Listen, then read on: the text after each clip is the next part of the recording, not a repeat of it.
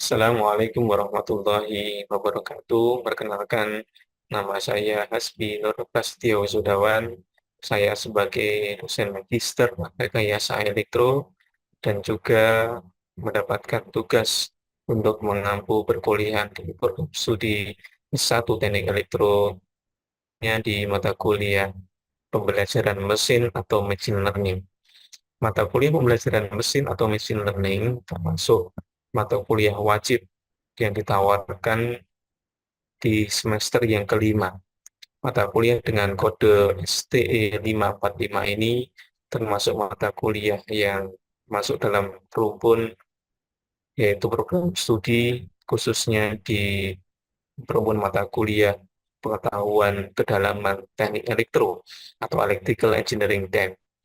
Mata kuliah yang memiliki bobot 2 SKS ini memiliki prasyarat dua mata kuliah, yaitu probabilitas dan statistika dan juga mata kuliah aljabar linier, sehingga mahasiswa yang akan mengambil mata kuliah pembelajaran mesin minimal harus lulus atau minimal memiliki nilai D di perkuliahan di mata kuliah probabilitas dan statistika dan juga aljabar linier. Terdapat dua capaian pembelajaran yang ingin diwujudkan di dalam mata kuliah ini. Yang pertama adalah capaian pembelajaran lulusan. Yang pertama, CPL yang keenam, ya kemampuan yang diharapkan atau rumusan CPL berkaitan dengan CPL yang keenam ini adalah kemampuan untuk mengaplikasikan metode, kemudian keahlian, piranti modern yang diperlukan untuk praktek teknik elektro. Nantinya mahasiswa akan akan dibekali ya kemampuan, akan dilatih bagaimana mereka bisa menggunakan tools, mereka bisa menggunakan perangkat yang disediakan ya untuk melakukan pemrograman dengan menggunakan algoritma machine learning maupun deep learning atau algoritma yang berkaitan dengan AI secara umum. Kemudian yang kedua di JPL yang ke-11, kemampuan untuk memahami kebutuhan pembelajaran sepanjang hayat termasuk mendapatkan pengetahuan mengenai isu kontemporer. Nah, berkaitan dengan JPL yang ke-11 ini, perkembangan algoritma, perkembangan metode khususnya di dalam machine learning maupun deep learning ini begitu sangat pesat. Nah, di mahasiswa kita berikan pemahaman, kemudian kita latih, kemudian mereka bisa menggunakan algoritma, menggunakan metode yang terbaru untuk menyelesaikan permasalahan-permasalahan yang real, permasalahan-permasalahan yang menjadi isu saat ini, ya baik di bidang atau baik itu menggunakan data-data berupa video, data berupa image, maupun data-data yang lainnya. Nah, berkaitan dengan CPL, kedua CPL tersebut, CPL dan CPL 6 dan CPL yang ke-11, terdapat capaian pembelajaran mata kuliah. Ini berkaitan dengan kemampuan spesifik yang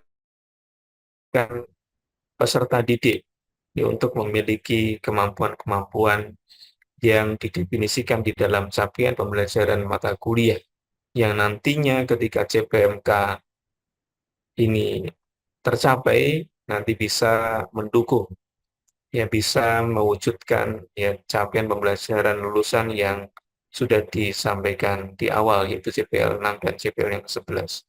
Berkaitan CPL yang ke-11, di sini terdapat dua dapat secara umum terdapat dua CPMK, yaitu CPMK 1 dan CPMK yang kedua. CPMK 1 yang memiliki rumusan, mahasiswa dapat menjelaskan jenis dan tahapan-tahapan dalam pembelajaran mesin atau machine learning, kemudian pembelajaran mendalam atau deep learning, dan juga ini yang tidak kalah pentingnya, yaitu bisa melakukan model atau pengembangan model. Nah, sebagai indikator agar untuk menentukan, untuk melihat sejauh mana ketercapaian dari CPMK 1 ini, terdapat beberapa indikator. Yang pertama, mahasiswa menjelaskan prinsip dasar matematika untuk AI. Ini sebagai basic. Kemudian yang kedua, mahasiswa dapat menjelaskan tahapan-tahapan dalam pembelajaran mesin. Dan ini dasar paling mendasar. Kemudian mahasiswa dapat menjelaskan pembelajaran mesin, diantaranya berbagai macam jenis dalam pembelajaran mesin, yaitu supervised learning, semi-supervised learning, dan juga unsupervised learning. Kemudian selain itu mahasiswa menjelaskan dalam deep learning dan fungsinya, sebagaimana banyak diterapkan algoritma tentang deep learning dan aplikasinya. Kemudian yang terakhir, mahasiswa menjelaskan tahapan utama dalam model deployment. Ketika mereka mampu membuat model, ketika mereka mampu menyelesaikan satu fungsi tertentu, kemudian langkah yang berikutnya, bagaimana mereka mengimplementasikan model persamaan ataupun algoritma yang sudah dilatih sebelumnya. Terdapat beberapa pengalaman pembelajaran di sini sangat beragam. Jadi kita harapkan berkaitan dengan CPMK 1 ini, nantinya mahasiswa secara umum mengetahui permasalahan yang berkaitan dengan AI, tahapan-tahapan dalam pembelajaran mesin, serta berbagai jenis metode, algoritma, teknik yang digunakan di dalam pembelajaran mesin. Kemudian yang tidak kalah pentingnya adalah kita menyiapkan eh, satu aplikasi, ya, karena pengalaman kami ketika belajar di Fresh Graduate Academy, yaitu FGA, ya, bekerja sama dengan salah satu platform dari vendor, ya, mereka memiliki LMS yang siap digunakan untuk pembelajaran secara mandiri, ya, khususnya LMS yang disediakan oleh Huawei. Nah, mahasiswa yang kemudian, ya, pengalaman belajaran yang berikutnya, ya, mereka atau mahasiswa bisa menyampaikan dari hasil belajar secara mandiri, ya, bisa menyampaikan progress report sesuai dengan format dari pembelajaran yang ada di LMS tersebut. Nah, dosen juga bisa memantau ketika tidak dilaporkan pun, ya, dosen bisa memantau secara mandiri, saya mengerjakan kuis, bahkan sampai mereka mengerjakan final exam di dalam LMS tersebut. Nah, kemudian berkaitan dengan CPMK 1, eh, terdapat beberapa cara mengukur, ya, bagaimana menilai, ya, hasil belajar dari mahasiswa. Yang pertama, berkaitan dengan pembelajaran secara mandiri. Ya, kita bisa menilai dari progress report, ya, dari catatan, tidak hanya berkaitan dengan kuis dan sebagainya, tetapi juga berkaitan dengan materi-materi yang sudah dipelajari. Kita bisa mengetahui progresnya dengan menggunakan LMS yang sudah disiapkan. Kemudian terdapat kuis, yang mereka bisa mengerjakan kuis tersebut, ya, beberapa kali. Kemudian tugas teori biasanya kita berikan tes kuliahan. Kemudian selain itu yang biasa kita terapkan, yaitu ujian tengah semester dan juga ujian akhir semester. Artinya CPMK 1 ini nanti juga akan diakses, ya, juga akan diukur di ujian akhir semester. Masing-masing memiliki bobot yang sudah dirincikan. Untuk kuis dan LMS sendiri memiliki bobot yang cukup tinggi, yaitu 15%, tugas teori 10%, ujian tengah semester 10%, dan ujian akhir semester 15%. Nah, dengan komposisi seperti ini, sebenarnya kita ingin melihat bagaimana kemandirian mahasiswa, ya, di dalam mengerjakan tugas-tugas tersebut, melihat keseriusan mereka ketika mengerjakan tugas yang diberikan oleh dosen. Ya, sehingga dengan pengerjaan tugas tersebut, harapannya mereka bisa untuk mendapatkan ya hasil atau nilai di UTS dan UAS. Kemudian yang berikutnya ini Kak, pengalaman pembelajaran yang lain yang berkaitan dengan CPMK 1, yaitu mahasiswa bisa memahami fungsi-fungsi dasar dalam model deployment. Dan di sini sebenarnya inti dari penerapan metode kita gunakan ketika model sudah jadi, kemudian bagaimana langkah-langkah mereka untuk menerapkannya secara nyata, menyelesaikan permasalahan yang ada di lapangan atau di dalam kondisi nyata. Kemudian berkaitan yang keenam, ini didukung oleh capaian pelajaran mata kuliah yang kedua atau nomor 2. Adapun rumusan CPMK 2, yaitu mahasiswa dapat menggunakan metode atau alat dalam pembelajaran mesin dan pembelajaran mendalam atau deep learning untuk menyelesaikan masalah keteknikan. Nah, CPMK yang kedua ini ya secara umum lebih ke bagaimana ketika mereka memahami teorinya, bisa belajar secara mandiri, bisa mengetahui algoritmanya, kemudian mereka menerapkannya di dalam pemrograman, yaitu dengan menggunakan bahasa Python. Nah, adapun aplikasinya, ya mereka bisa menggunakan Twitter, mereka bisa menggunakan Google Colab, mereka bisa menggunakan Visual Studio dan aplikasi-aplikasi yang lainnya. Indikatornya yaitu mahasiswa dapat menggunakan perangkat lunak untuk mensimulasikan fungsi dasar pembelajaran mesin dan juga pembelajaran mendalam. Kemudian mahasiswa dapat menggunakan pembelajaran mesin dan pembelajaran mendalam untuk aplikasi, untuk klasifikasi dan prediksi dalam studi kasus tertentu. Kemudian mahasiswa dapat menggunakan cloud ya dalam pembuatan dan pengembangan model deep learning. Sebagaimana cloud ini merupakan teknologi atau aplikasi yang saat ini sedang banyak dikembangkan ya dengan resource yang ada, dengan kemudahan yang ada untuk deployment atau pengembangan model artificial intelligence khususnya di Nah, adapun pengalaman pembelajaran jadi ketika mereka belajar materi-materi yang berkaitan dengan mata kuliah untuk mendukung CPMK 2 ini, yaitu mahasiswa menjalankan program, kemudian mahasiswa dapat belajar secara berkelompok. Jadi mereka membentuk kelompok, ya kita berikan case study tertentu, kemudian diselesaikan secara berkelompok, kemudian dipresentasikan, lalu sisi tanya jawab di situ. Kemudian mahasiswa menggunakan cloud, yang model art ini salah satu platform atau aplikasi yang dimiliki oleh salah satu vendor yang kita gunakan, di mana kita bekerja sama di dalamnya. Kemudian mahasiswa memberikan presentasi dan analisis dari tugas kelompok. Adapun yang dinilai di sini ada tugas prakteknya. Jadi setiap satu sesi perkuliahan 2 SKS kurang lebih 90 menit.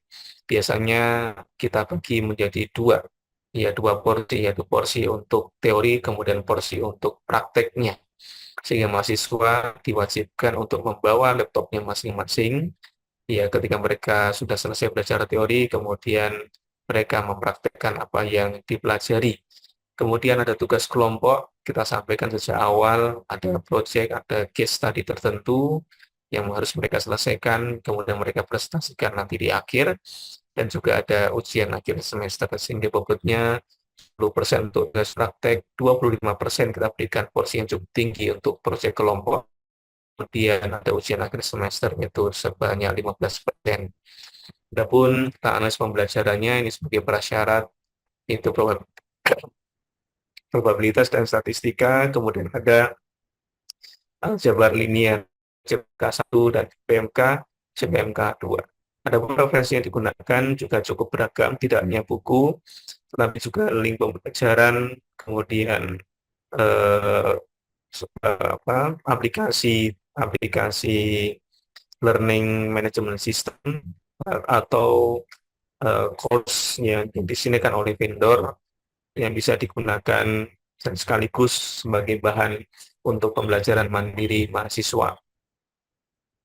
Adapun untuk beberapa sesi perkuliahan, karena mata kuliah ini merupakan mata kuliah yang di mana ada dua kerjasama, yaitu untuk mendukung Merdeka Belajar, yaitu mata kuliah, yaitu bekerja sama dengan praktisi. Ya, salah satu ada praktisi yaitu dari PT Notflux, ya, nanti akan mengisi materi-materi praktis atau materi-materi yang saat ini banyak digunakan di dalam dunia industri. Sebanyak kurang lebih 4 kali pertemuan, dan pertemuan yang kelima kita minta praktisi untuk input kepada mahasiswa berkaitan dengan proyek yang mereka mereka kerjakan. Kemudian kerjasama yang kedua yaitu bekerja sama dengan Huawei, di mana kita mendapatkan sistem yang bisa digunakan untuk memantau, untuk memonitor, dan bentuk sistem yang akan mahasiswa untuk belajar secara mandiri berkaitan dengan materi-materi yang kita sampaikan di kelas, termasuk ya, cloud system yang sudah disiapkan untuk mendukung pembelajaran. Dan di dalam mata kuliah ini, ya saya akan menyampaikan salah satu topik yang berkaitan dengan materi di pertemuan yang ketiga, yaitu materi tentang naive bias. Ada materi, ada penggalan, ya penggalan metode, penggalan. Di situ nanti ada sesi tanya jawab, ya untuk berinteraksi dengan mahasiswa. Kemudian di video yang berikutnya juga akan saya tampilkan berkaitan dengan mitra, ya bagaimana mereka memberikan materi kemudian mengisi dan juga berkolaborasi dengan praktisi untuk berkaitan dengan proyek kelompok yang akan disimak, yang akan diberikan masukan oleh dosen pengampu dan juga praktisi. Ini beberapa hal dan berkaitan dengan penilaian jumlah bahan kajian atau topik yang akan disampaikan dalam perkuliahan. Di sini ada 14 kali pertemuan untuk tatap muka secara tatap muka di kelas. Ya, kemudian hanya materi yang akan kami sampaikan di dalam video ini, yaitu salah satu agenda pembelajaran yang itu dilakukan secara daring, ya. Nah, kemudian berkaitan dengan sistem penilaian, ya sistem penilaian untuk penilaian dan evaluasi, ya sini nilainya dari A sampai dengan E dengan pokok nilai yang sudah ditetapkan. Untuk kelulusan, ya mahasiswa harus mendapatkan nilai atau predikat minimal 60 untuk masing-masing CPMK.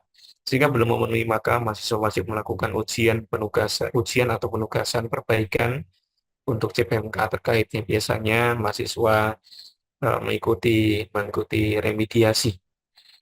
Ya, ini beberapa hal berkaitan dengan rencana pembelajaran semester yang nanti akan kita gunakan sebagai panduan di dalam melaksanakan perkuliahan, khususnya mata kuliah pembelajaran mesin atau machine learning. Mungkin ini selanjutnya mari kita simak salah satu perkuliahan yang dilaksanakan secara daring di salah satu topik, yaitu naive bias. Peluang bersyarat ya, Anda perhatikan ya. Jadi kalau ada peluang bersyarat seperti ini, perhatikan polanya. Jadi kalau peluang Y sama dengan satu tadi apa? Satu itu yang spam ya. Nah, kalau satu itu spam. Kalau berapa peluang email itu termasuk spam ya. Tapi peluang email itu masuk spam bersyarat X. Nah, X-nya itu adalah fitur-fiturnya tadi atau kata-katanya tadi ya. Jadi sama dengan peluang X bersyarat Y sama dengan 1 dikalikan dengan P, Y sama dengan 1, ini dikalikan, dibagi dengan PX. Ini dibagi apa? Dibagi dengan PX. Nah, nanti kalau cara menghitung peluang bersyarat seperti ini. Nah, yang atas itu Anda hitung seperti ini. Kalau ada tanda seperti ini berarti tandanya dikali. Maksudnya perkalian, ya perkalian secara beruntun ya. Peluang antar peluang ini dikalikan sama dengan Mas dikalikan PY sama dengan 1 dibagi dengan ini. PX itu ngitungnya ini. Jadi perkalian kalau XJ bersyarat Y sama dengan 1 ya dikalikan dengan PY sama dengan 1 ditambah dengan yaitu perkalian antara PXJ bersyarat Y sama dengan 1 dikalikan dengan PY sama dengan 1. Nah, kemudian kita akan memilih ya, kita akan pilih yang memiliki higher posterior probability. Ya, posterior itu apa? Jadi posterior itu jadi dia peluang yang didapatkan dari setelah melakukan ini ya, eksperimen ya. Ya, jadi peluang yang dia didapatkan, dia peluang yang diupdate ya, peluang yang diupdate dari sebuah event ya, dari sebuah event dengan apa menerapkan apa itu namanya bukti-bukti ya, dengan menerapkan eviden-eviden ya, bukti-bukti yang ada di situ ya. Jadi itu kalau posterior ya. Kalau prior ya, kalau priori apa? Kalau priori ada dua istilah nanti, ada posterior, ada priori ya. Kalau priori itu ya dia tanpa harus menentukan apa namanya? Melakukan percobaan ya. Jadi priori itu tanpa harus melakukan percobaan. Jadi sudah diasumsikan, maksudnya gitu ya. Jadi diasumsikan. Nah, setelah diasumsikan, nah kemudian dihitung dan dicoba, itu dia menjadi posterior, ya, posterior probability. Ya, itu contohnya. Ya, jadi kembali ke sini, maka kita akan memilih mana yang memiliki hasil dari perhitungan. Nanti akan lebih jelas pakai contoh. Hasilnya ini yang paling tinggi, nanti kita akan pilih.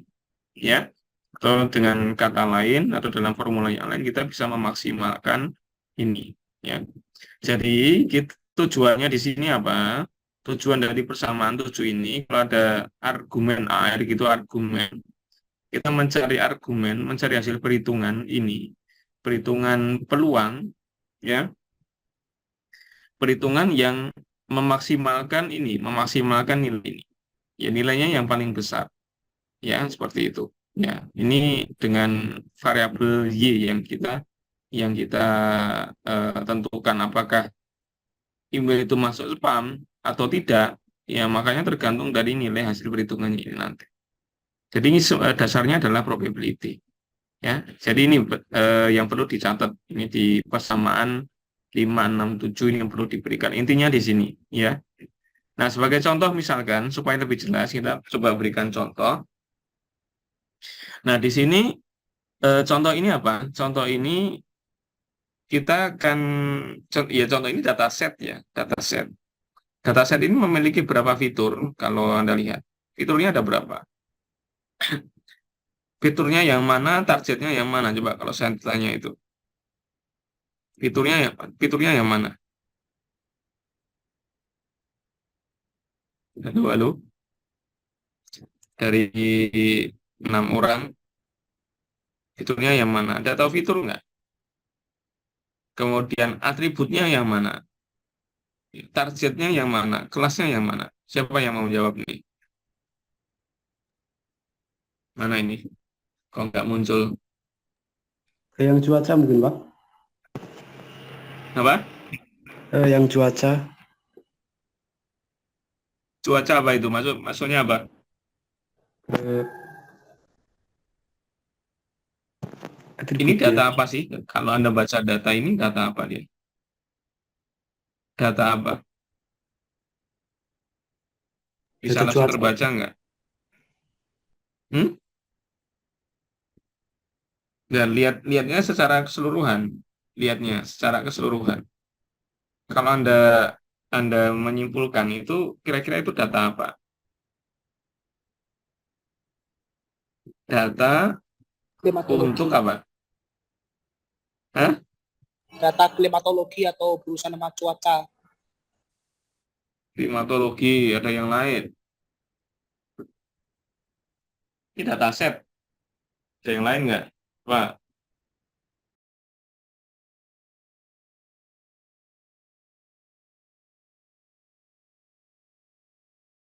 apa pakai itu? Atau mungkin ada bicara kelebihan, apa kelebihannya atau keuntungannya mungkin. Mungkin InceptionNet ini yang pengetahuan saya dia cocok buat apa? Buat pembelajaran mesin yang ada kaitannya dengan gambar terus klasifikasi dataset gitu. Terus dia juga kinerjanya cukup tinggi gitu, Pak. Oke, nah itu harus nanti ketahuan kalau nanti Anda mulai ngukur kurasi ya, performanya. Ya. Nanti dibuktikan dengan performanya. Kan ini kan sebenarnya kan problemnya kan yes or no ya. Jadi panel surya atau bukan ya, atau binary classification kan. Jadi menentukan ini panel surya atau bukan. Kan hanya itu kan. Ya itu metode sebenarnya tidak perlu metode yang terlalu rumit ya. Metode yang sederhana pun bisa. Terus pembagian datanya ada berapa persen data training, data tes sama data validasinya. Untuk data validasi dan training di sini pembagiannya memang tidak begitu apa ya.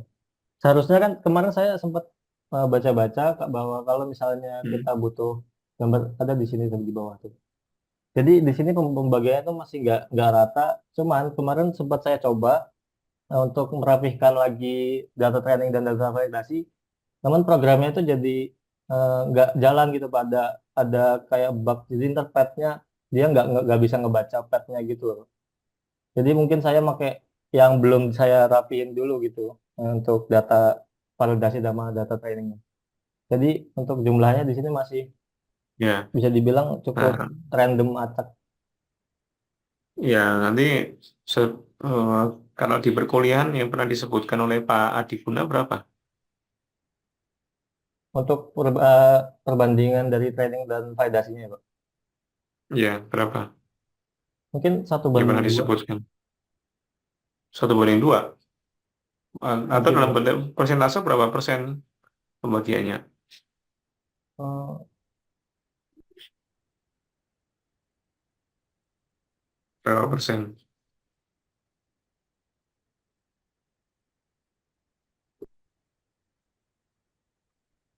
Nah, coba nanti di ini ya, eh, Pak Adi Guna pernah menyampaikan itu ya, pembagian data tes, data training, sama data validasi. Nah, silakan nanti Anda coba eh, best practice-nya itu berapa. Itu sudah pernah Pak Adi sampaikan ya. ya, Pak.